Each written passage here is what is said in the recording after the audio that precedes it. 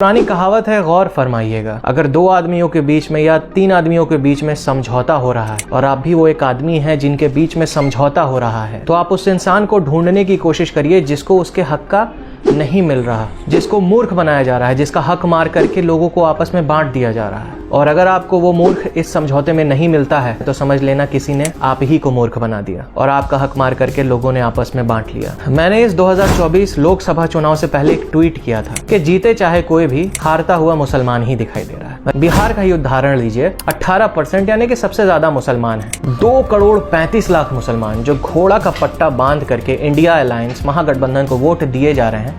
क्या महत्वता है इनकी, गणित समझिए। 100 में से 18 मुसलमान हैं। सरकार बनाने के लिए 38% वोट चाहिए, तो 18 तो मुसलमान ही हो गए, यानी 38 में से 18।